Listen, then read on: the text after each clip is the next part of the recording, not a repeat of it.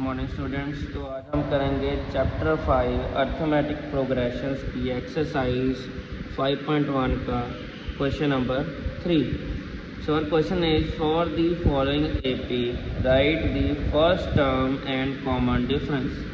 हमने question number 2 में क्या किया था, हमें first term and common difference given था और हमने एपी फाइंड आउट की थी।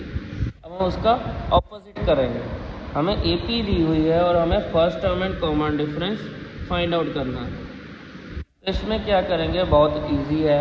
हमने A2 कैसे निकाली थी, A2 कैसे निकालते थे हम, A2 आती थी A1 प्लस D, जहाँ पर A1 हमारा फर्स्ट टर्म होती थी जिसे हम A के साथ भी लिखते हैं। तो अगर हमने यहाँ से D निकालना है तो हम यहाँ हमारा अलजेब्रा का कॉन्सेप्ट करेंगे सिंपल इक्वेशन का, कि अगर यहाँ A प्लस का है तो दूसरी साइड क्या हो जाएगा, माइनस हो जाएगा। तो यहाँ आ जाएगा A2 minus A1 equals D, जिसको मैं अगर D लेफ्ट साइड लिख दूँ और इस चीज़ को राइट साइड लिख दूँगा तो आ जाएगा D equals A2 minus A1। तो D निकालने के लिए हमें हर टर्म में से उससे पीछे वाली टर्म क्या करनी होगी, सब्ट्रैक्ट करनी होगी, तो हमारा D आ जाएगा।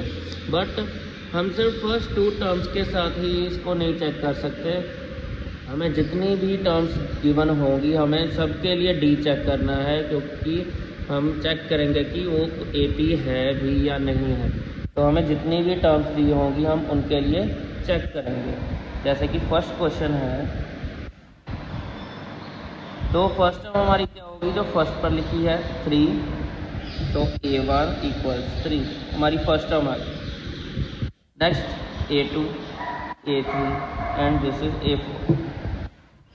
तो हमें क्या करना है, D निकालने के लिए हमें हर टर्म में से उससे पीछे वाली टर्म क्या करनी है, सब्ट्रैक्ट करनी है। तो A1 में से तो उससे पीछे कोई टर्म है ही नहीं, तो हम सब्ट्रैक्ट नहीं कर सकते। तो हम स्टार्ट करेंगे A2 के साथ। तो फर्स्ट हमारा D कैसे आएगा, A2 माइनस A1, और A2 माइनस A1 करेंगे। जैसे A2 हमारा कितना है 1, A1 कितना है 3, तो इन दोनों को सब्ट्रैक्ट कर देंगे तो आ जाएगा -2, जो कि हमारा D आ गया। हम ऐसे ही बाकी पेयर्स को भी चेक कर लेंगे, अगर सारे पेयर्स का आंसर सेम आएगा, इक्वल आएगा, तो वो हमारा D आ जाएगा। और अगर हमारा D डिफरेंट वैल्यूज़ आती हैं तो वो हमारा AP नहीं बनती है, तो हम उस क्वेश्चन को लिखेंगे this is not an AP। तो नेक्स्ट हमारा D आ जाएगा। हमने A2 के साथ A1 चेक किया, तो A2 के बाद नेक्स्ट टर्म क्या आती है, A3 के लिए चेक करेंगे, और A3 से पहले टर्म आती है A2। हमारा A3 कितना है -1 माइनस A2 कितना है 1, तो -1 माइनस प्लस, तो 1 और 1 2 हो जाएगा और साइन माइनस का आ जाएगा। तो यहाँ भी हमारा D कितना आ गया, -2 आ गया।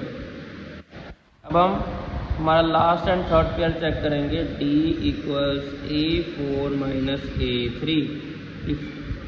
A3 के बाद A4 टर्म आएगी और हम उससे पीछे वाला उससे क्या कर देंगे, सब्ट्रैक्ट कर देंगे। ये हो जाएगा -3, जो कि है A4 माइनस A3 की वैल्यू -1, तो ये आ जाएगी -3 माइनस प्लस 1, और -3 plus 1 is -2, minus plus minus 3 में से 1 निकाले 2 और साइन बड़े वाले नंबर का। यहाँ भी हमारा D कितना आ गया, -2 आ गया। तो इससे हमें पता लग गया कि हमारा D तीनों बार -2 आया, तो D हमारा करेक्ट है, ये AP है। तो हमारा आंसर इन द एंड क्या हो जाएगा कि A1 जो फर्स्ट टर्म है वो 3 एंड जो D है वो -2, तो ये हमारा आंसर हो जाएगा। ऐसे ही हम बाकी के क्वेश्चंस भी करेंगे। जैसे हमारा सेकंड पार्ट है -5, -1, 3 एंड 7। तो हम इसे कैसे सॉल्व करेंगे, पहले तो हमारा A1 कितना आ जाएगा -5, A2 -1, A3 3 एंड A4 7। मैंने सारी टर्म्स लिख ली।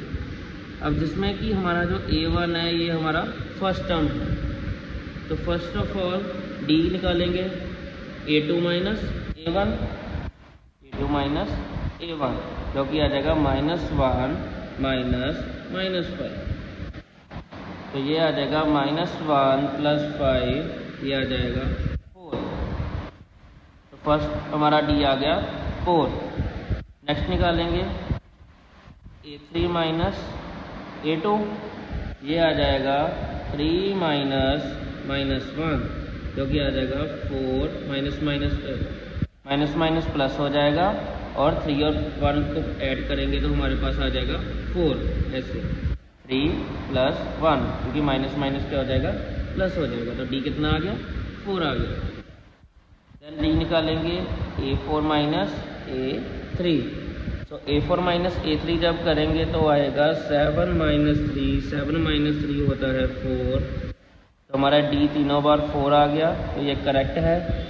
तो हमारा फर्स्ट टर्म A1 आ गई -5 एंड डी कॉमन डिफरेंस आ गया 4।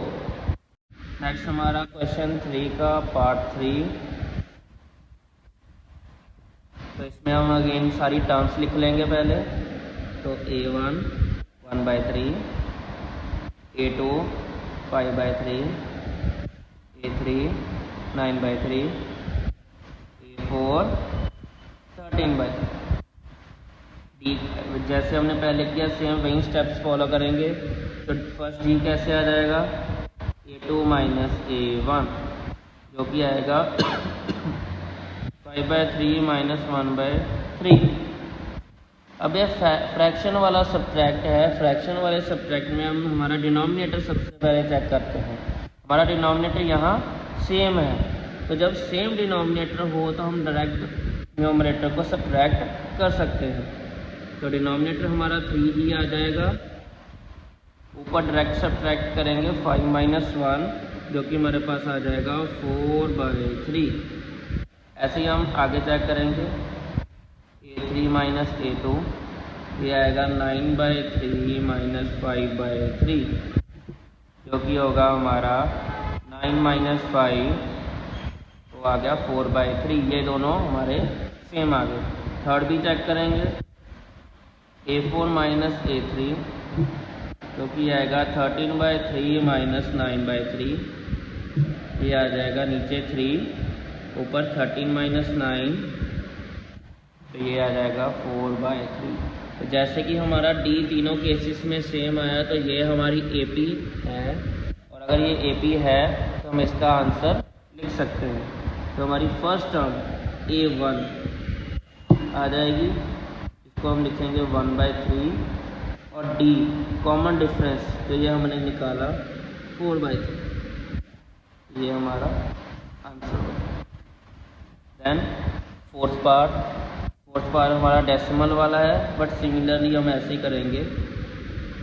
तो A1 0.6, A2 1.7, A3 2.8 and A4 3.9।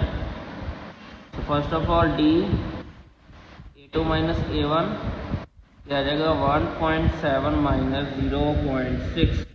तो 1.7 में से 0.6 माइनस करेंगे, 7 में से 6 माइनस किया 1, देन डेसिमल, देन 1 में से 0 माइनस किया 1, ये आ गया 1.1। देन अगेन A3 माइनस 8, ये आ जाएगा 2.8 माइनस 1.7। हम इनकी वैल्यूज़ यहाँ से यहाँ सब्स्टिट्यूट कर रहे हैं, फिल कर रहे हैं। तो इसे सब्ट्रैक्ट करेंगे 8 minus 7 1, then decimal, then 2 minus 1 1, तो 1.1 आ गया। Then again D A4 minus A3, ये आ जाएगा 3.9 minus 2.8। So 9 minus 8 is 1, then decimal, and 3 minus 2 is again 1। तो हमारा D तीनों केसेस में सेम आया 1.1। हम इसका आंसर लिख देंगे A1 this value 0.6 and A2 and set D is 1.1। So answer